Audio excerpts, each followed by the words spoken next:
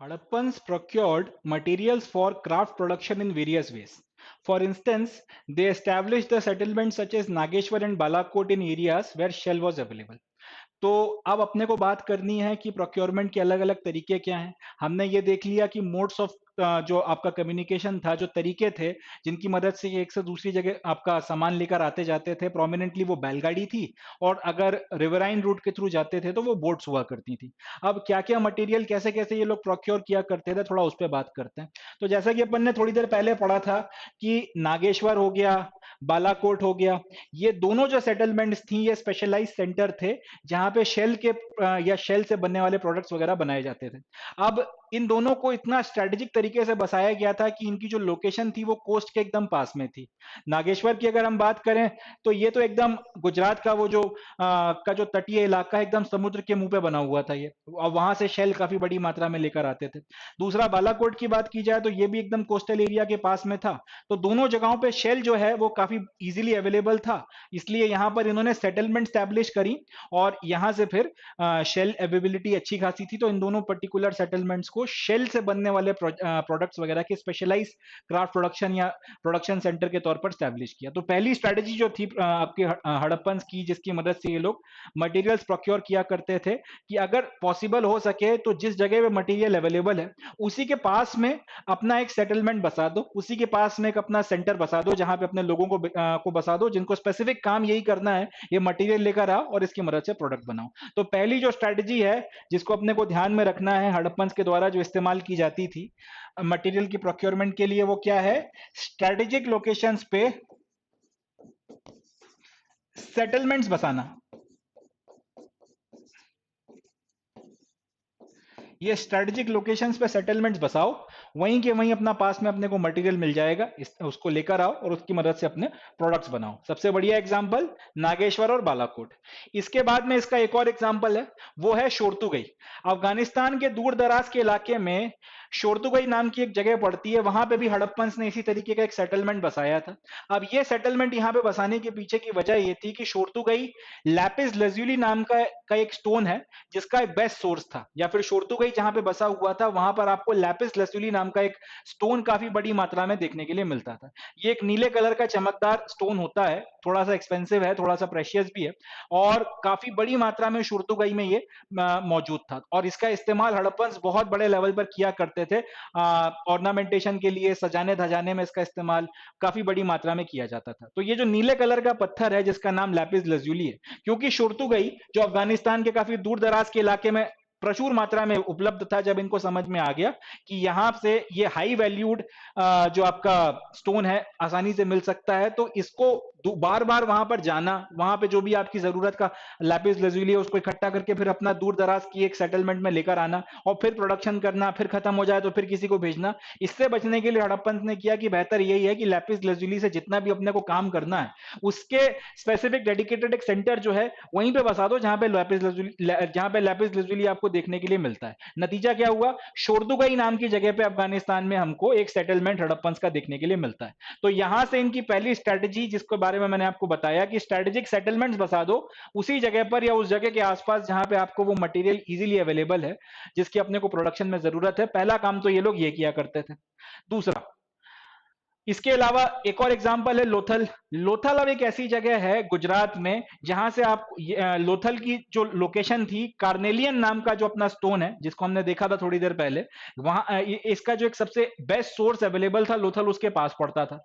इसके अलावा steatite stone जिसकी इनको जरूरत पड़ती थी साउथ राजस्थान में जो इनको देखने को मिलता था, और नॉर्थ गुजरात में भी जो अवेलेबल था, दोनों सोर्सेस से लोथल की जो लोकेशन थी वो पास में पड़ती थी। अब क्योंकि लोथल पे आपको स्पेसिफिकली इन स्टोन्स की मदद से प्रोडक्शन करना है, और लोथल की लोकेशन ऐसी है कि 3-4 जगहों से जहां पे आपको ये मटेरियल मिल जाएगा उससे इसकी लोकेशन पास पड़ती है, तो फिर यहां पे बसा दिया। अब ये इंटरेस्टिंग बात है, ध्यान से देखिएगा।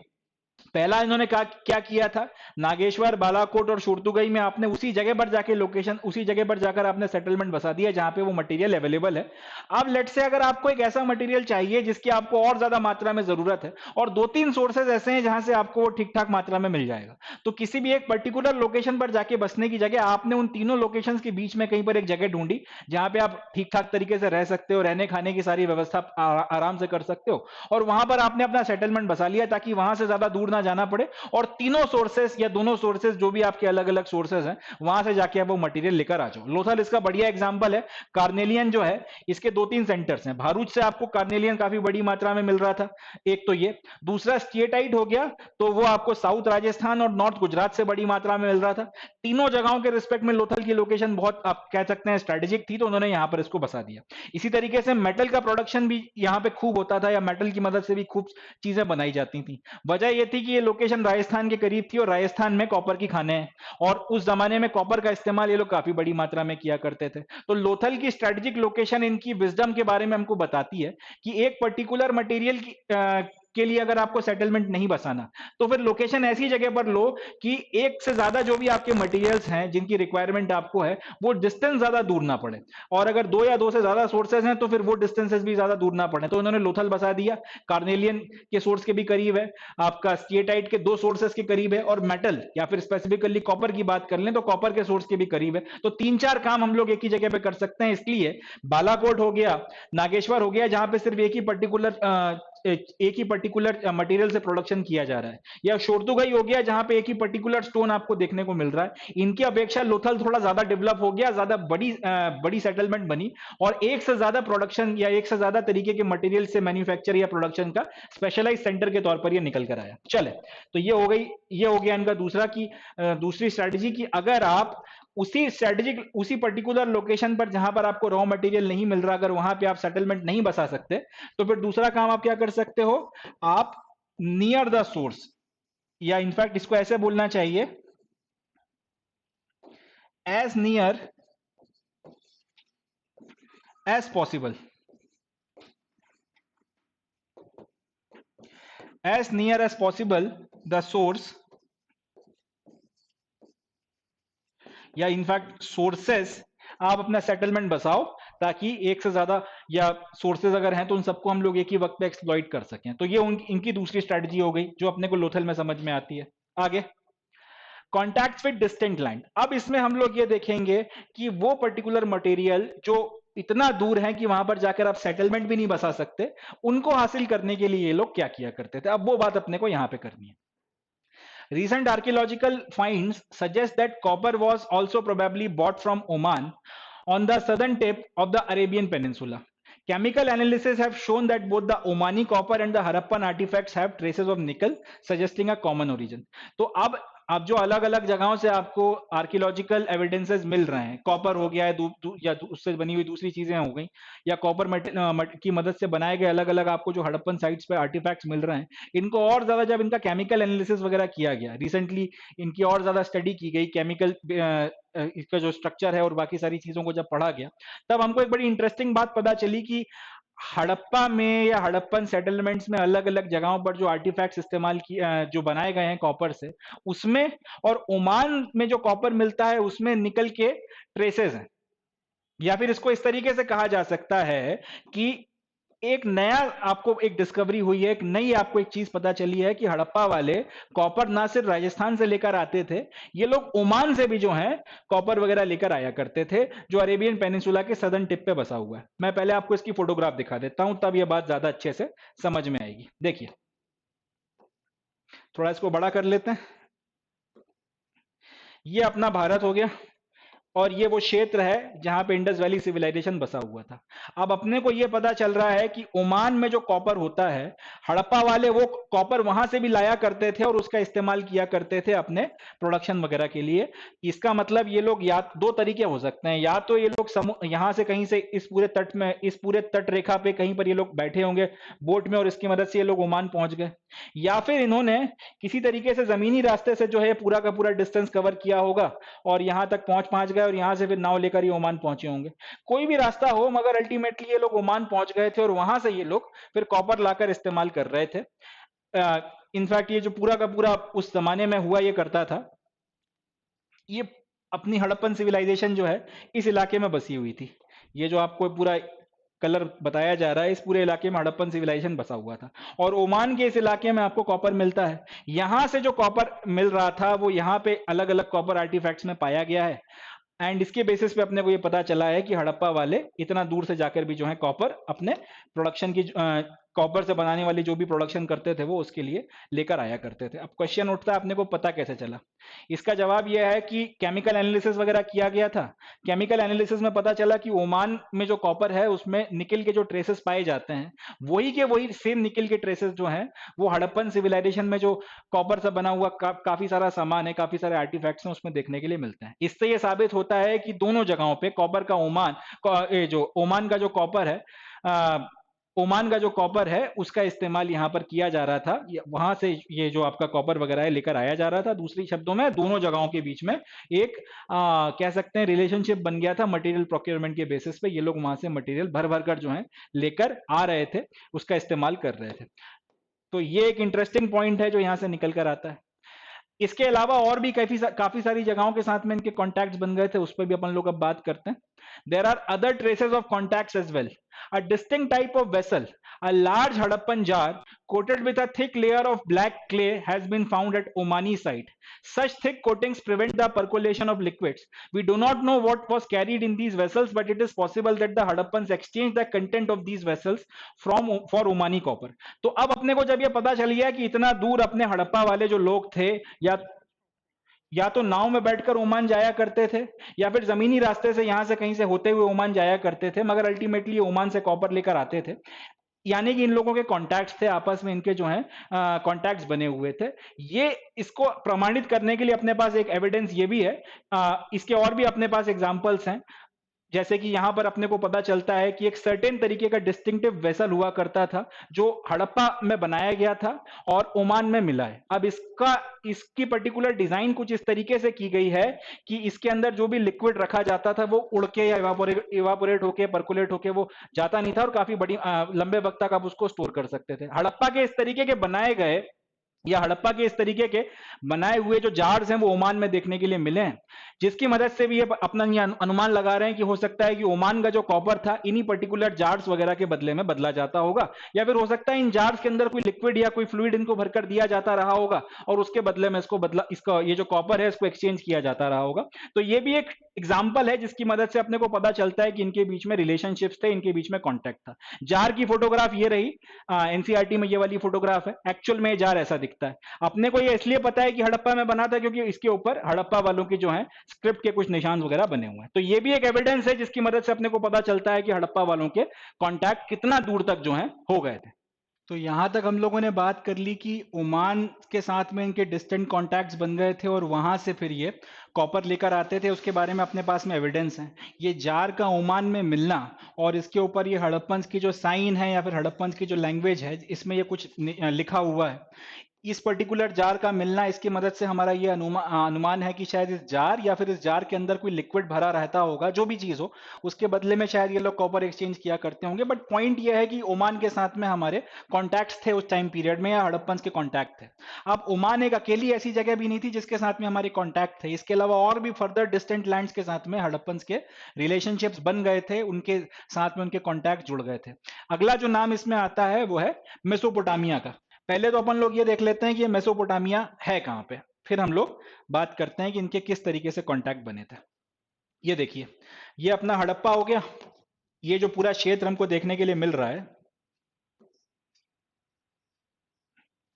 ये जो पूरा क्षेत्र हमको देखने के लिए मिल रहा है, ये हड़प्पा या फिर Indus valley civilization, Harappan civilization या फिर इंडस वैली सिविलाइजेशन हो गई। और ये जो पूरा क्षेत्र है आज का प्रेजेंट इराक और काफी सारा गल्फ का थोड़ा बहुत इलाका जो इसमें आ रहा है, ये कहलाता था मेसोपोटामिया। या और ये मेसोपोटामियन सिविलाइजेशन भी अपने आप में दुनिया की सबसे पुरानी सिविलाइजेशन में एक है। अब आज की तारीख में मेसोपोटामिया के जो हिस्टोरिकल डॉक्यूमेंट्स मिले हैं, third millennium before common era तक, यानी कि लगभग 3000 साल पुराने जो मेसोपोटामिया के डॉक्यूमेंट्स मिले हैं बिफोर कॉमन एरा, तो उसमें हमको पता चलता है कि एक ऐसा क्षेत्र हुआ करता था जिसका नाम था मागन, और वहां से मेसोपोटामिया के इलाके में भी कॉपर आया करता था। आज की तारीख में अब हम लोगों का मानना यह है कि भाई ये जो ओमान है, इसी जगह का नाम उस जमाने में मागन हुआ करता था और वहीं से फिर यहाँ पर कॉपर आया करता रहा होगा और उसी का इस्तेमाल होता होगा यहाँ पे भी कॉपर से वेरियस तरीके के सामान बनाने के लिए। वजह यह है कि यहाँ पर भी जो कॉपर के सामान मिले हैं उसका जब केमिकल एनालिसिस किया गया तो उसमें भी निकल के वही ट्रेसेस पाए गए जो ओमान में मिलने वाले कॉपर में जो निकल ओमान में मिलने वाले कॉपर में पाए जाते हैं। एंड वही निकल के ट्रेसेस इंडस वैली सिविलाइजेशन के भी काफी सारे कॉपर से बने हुए आर्टिफैक्ट्स में पाए गए। इसका मतलब जो भी वो पर्टिकुलर यानी जगह थी जहां से कॉपर आ रहा था, जिसका इस्तेमाल करके इंडस वैली वालों ने और मेसोपोटामिया वालों ने अपना सामान बनाया था, वो उसका जो पर्टिकुलर सोर्स है वो कॉमन सोर्स है, और वो सोर्स कौन सा है? ओमान। तो इससे ये पता चलता है कि उस जमाने में भी इस तरीके की एंशिएंट सिविलाइजेशन के बीच में रिलेशनशिप्स थे। मेसोपोटामिया के डॉक्यूमेंट से अपने को यह भी पता चल गया कि उस जगह का नाम मागन है, और जहां से इन लोगों का कॉपर आया करता था। एंड मोर और लेस ओमान का जो जगह है आज की तारीख में मॉडर्न, मागन पुराने जमाने में इसी के लिए इस्तेमाल किया जाता था। तो इन सारी बातों से ये क्लियर हो जाता है कि रिलेशनशिप जो थे उस टाइम पीरियड में एंशिएंट सिविलाइजेशंस के बीच में थे। अब देखिए कितनी इंटरेस्टिंग बात है, इंडस वैली सिविलाइजेशन और मागन या फिर आज का जो ओमान है उसके बीच में रिश्ता है, मागन और मेसोपोटामिया इनके बीच में रिश्ता है। यहां पर जो कॉपर मिल रहा है, यहां पर जो कॉपर मिल रहा है और यहां पर जो कॉपर मिल रहा है, तीनों में निकल के ट्रेसेस हैं। एंड इससे ये समझ में आता है कि कॉमन ओरिजिन था जहां से यहाँ पे कॉपर आया है। तो ये सारी की सारी बात, और वो कॉमन ओरिजिन या वो सोर्स जो कॉपर सप्लाई कर रहा था यहां से यहां पर और यहां पर, वो ये क्षेत्र था जो आज की तारीख में ओमान में आता है, जिसको पुराने जमाने में मागन कहा जाता था। तो ये अपने आप में एक इंटरेस्टिंग और एक फैसिनेटिंग बात है, जिससे क्लियर होता है कि लॉन्ग डिस्टेंस में भी ट्रेड पॉसिबल था। लॉन्ग डिस्टेंस में भी ट्रेड उस जमाने में 3-3, 3.5, 4-4 हजार साल पहले हो रहा था, एंड काफी फ्लरिशिंग ट्रेड हो रहा था, काफी बड़े लेवल पर यह ट्रेड किया जा रहा था। Other archaeological finds suggestive of long distance contacts include Harappan seals, weights, dyes and beads. इसके अलावा एक और प्रामाणिक एविडेंस जिसके बेसिस पे ये क्लियर हो जाए कि हड़प्पा वालों का मागन यानी कि आज का ओमान और मेसोपोटामिया वालों के साथ में रिश्ता था, वो ये है कि हड़प्पा की जो सील्स हैं वो आपको इन जगहों पे देखने के लिए मिली हैं।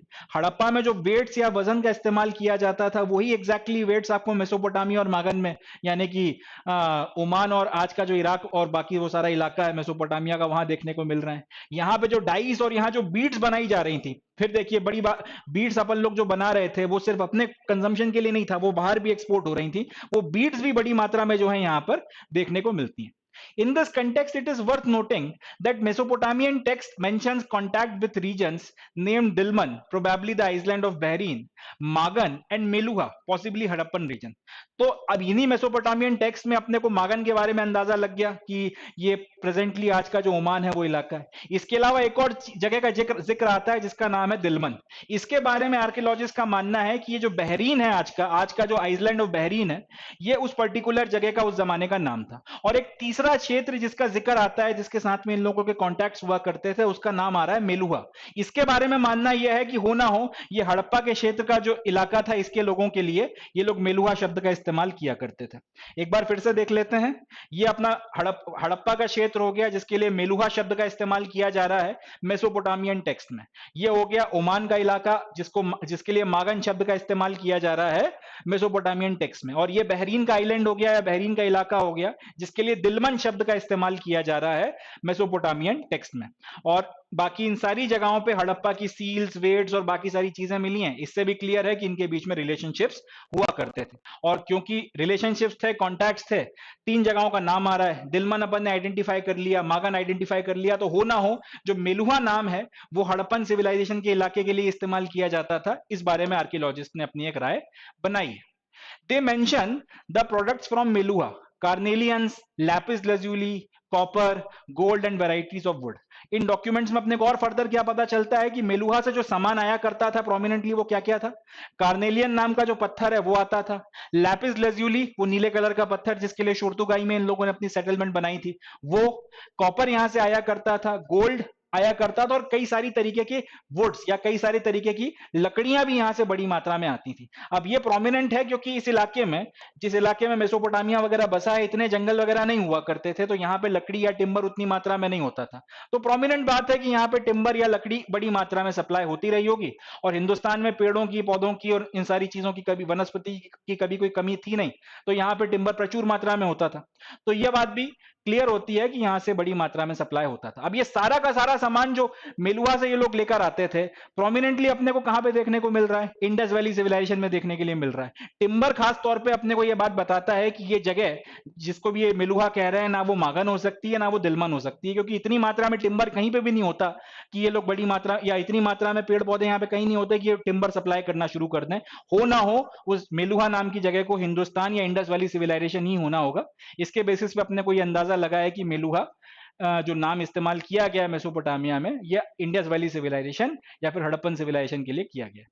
A Mesopotamian myth says of Meluha, may your bird be the Haja bird, may it called be heard in the royal place. तो some archaeologists think that the Haja bird was the peacock. Did it get its name from its call? It is likely that communication with Oman, Bahrain और Mesopotamia was by sea. तो Mesopotamia में एक myth है, एक कहावत है जिसमें ये कहा जाता है, जिसमें मेलुहा का जिक्र आता है। इसमें ये लोग बोलते हैं कि may your bird be the हाजा बर्ड, यानी कि तुम्हारा जो बर्ड है वो हाजा बर्ड होना चाहिए, may it be heard in the royal palace, और काश इसकी आवाज जो है रॉयल पैलेस में सुनाई दे। आर्कियोलॉजिस्ट का आज की तारीख में मानना यह है कि मेलुहा के बारे में जो इनका मिथ है इसमें जो हाजा बर्ड का जिक्र किया जा रहा है ये शायद मोर या फिर पीकॉक है। अब सवाल ये और हो सकता है कि शायद इन लोगों ने मोर को या पीकॉक को हाजा वर्ड बोलना शुरू कर दिया हो उसकी उस आवाज के चलते जो वो निकालता है। अब अगला सवाल ये आता है कि अगर कम्युनिकेशन इन लोगों के साथ में था तो ये किस तरीके से किया जाता रहा होगा, क्योंकि अपने को दिख रहा है यहाँ पे कम्युनिकेशन के लिए या तो आप जमीनी रास्ता पकड़ लो, एक लंबा रास्ता होगा, लंबा सफर होगा, मगर आप उसकी मदद से यहाँ मेसोपोटामिया भी पहुंच सकते हो, दिलमन भी पहुंच सकते हो, मागन भी पहुंच सकते हो। मगर ये रास्ता इतना भयानक है कि इस पे उस 4000 साल पहले बाय अगर आपको लैंड ट्रैवल करना है तो ये और ट्रेड करना है तो ये प्रैक्टिकल नहीं नजर आता। इसलिए आर्कियोलॉजिस्ट का आज की तारीख में कहना यह है कि चाहे ओमान के साथ में कांटेक्ट हो, चाहे बहरीन के साथ में कांटेक्ट हो, चाहे मेसोपोटामिया के साथ में कांटेक्ट हो ना हो, ये कांटेक्ट था तो समुद्री रास्ते से, बाय सी ये कांटेक्ट जो है किया गया था। और इस पर्टिकुलर बात को इसलिए भी वजन मिलता है क्योंकि मेसोपोटामिया के टेक्स्ट में मेलुहा के जो लोग थे या मेलुहा के बारे में एक बात की गई है या मेलुहा को रिफर किया गया है as the land of sea farers, यानी कि मेलुहा वो जमीन है जिसमें रहने वाले लोग खूब समुद्री यात्राएं करते हैं, खूब बड़ी मात्रा में ये लोग समुद्र में नौकायान वगैरह करते हैं। तो जब इन्होंने ये इंडिकेशन दे दिया है यहाँ पे कि मेलुहा वाले, अगर मेलुहा जो है वो लैंड ऑफ सी फेरर्स है, मतलब इन्होंने इस तरीके की उन्नत बोट्स बना ली थी जो अरेबियन सी में काफी लंबे डिस्टेंसेस ट्रैवल कर सकती थी और मनुष्यों को एक से दूसरी जगह ना सिर्फ ट्रैवल कर सकती थी, एक से दूसरी जगह लेकर जा सकती थी, बट साथ ही साथ बड़ी मात्रा में ये ट्रेड वगैरह के लिए मटेरियल्स को भी एक से दूसरी जगह लेकर जा सकती थी। ये सारा का सारा अपने को यहाँ से पता चलता है।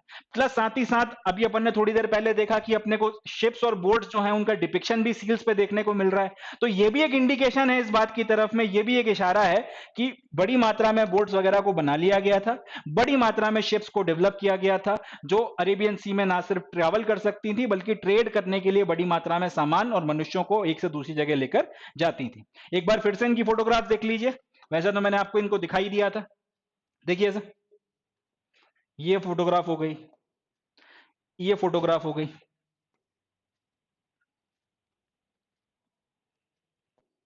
और इनकी मदद से फिर जो अपन ने बोट का मॉडल बनाया है वो ये वाला हो गया। तो इन सब की मदद से ये क्लियर समझ में आ रहा है कि हो ना हो ये लोग बड़ी मात्रा में ट्रेड कर रहे थे, जमीनी रास्ते के थ्रू तो अपना इनलैंड ट्रेड कर ही रहे थे, मगर साथ ही साथ समुद्री रास्ते के थ्रू ये लोग इन डिस्टेंट लैंड के साथ में ट्रेड कर रहे थे, कॉन्टैक्ट्स अच्छे बना के रखे हुए थे और बहुत उन्नत या फिर बहुत बड़ी मात्रा में ट्रेड यहाँ पर हो रहा था। ये सारी बातें यहाँ से अपने को बहुत क्लियर जो है समझ में आती है। चलें आगे बढ़ते हैं।